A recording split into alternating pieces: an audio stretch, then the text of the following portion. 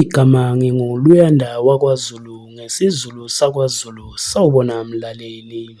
Umthombeni udalula ukuba kunemali engaphezulu kuka-R400 million ibekelwe ukuthuthukisa umzila obalulekile waseZululand. UMnyango Wezokuthutha uveza izinhlelo zokuvuselela umgwaqo ophakathi kweFrayidi noPhongolo. I-consultant ezokwenza lo msebenzi ukuthi laba soke bedraw bedeveloper bafake ama-surveyor baze balethe lethiwa i-bill of quantities, inkontileka ekuthiwa u-T2 Tech Engineers. Umsebenzi usuwonke uzodla u-500 million, half a billion, umsebenzi esiwuletha la ozokwenziwa nje la esizweni.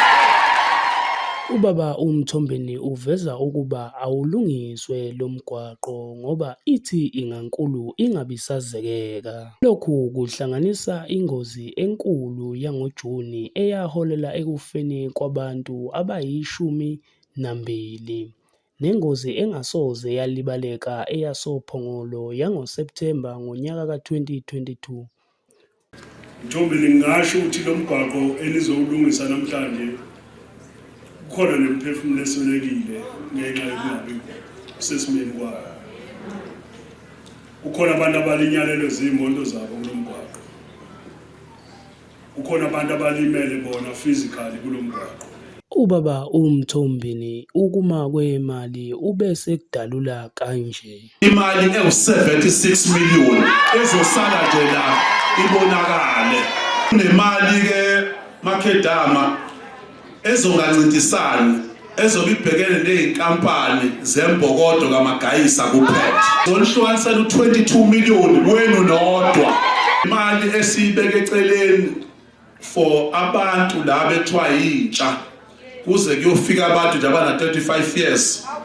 Sibeke u-26 million bencintisana bodwa intsha yala. Abantu abakhubazekile abakhona ku-database emkhandlwini sikwazi ukuyobabheka kuno-3.8 million wabo esifuna nje udliweyibona engancintisani namuntu. Ama-veterans nawo anemali yawo ewu-7 million engancintisani namuntu. Inkosi yakwaZulu endaweni yaseKhambi idlulisa ukubonga kakhulu ngesenzo sikaMthombeni. Iqwashisa umphakathi ukuba iphrojekthi le ilethelwe bona, intuthuko le ilethelwe bona bengayimoshi. Engikucelayo kwemphakathi, umsebenzi lo ulethwe kini, iprojekthi le ngeyenu, intuthuko le ngeyenu, ningayimoshi. Ningayimoshi ukuze singagidagidi ndawonye, singasebenzi sibuyele emuva. Asisebenze lo msebenzi ngokuthula nangokubambisana uze uphele umsebenzi bese sifuna okunye futhi. Kodwa mangabe sizosusa umsindo simoshe le project, kusho ukuthi sithi uhulumeni awugidagide ndawonye enye intuthuka yime. Kodwa Mthombeni, sibhekene nosizi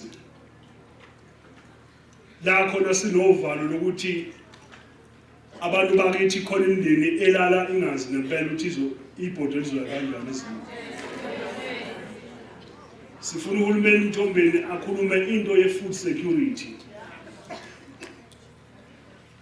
Uyikhuluma kalula-ke kubantu basemakhaya ngoba uyikhuluma kubantu abanomhlaba.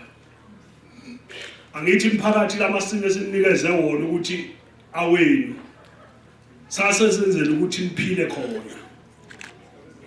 Kodwa Mthombeni, laba abantu abasenawo amandla okulima.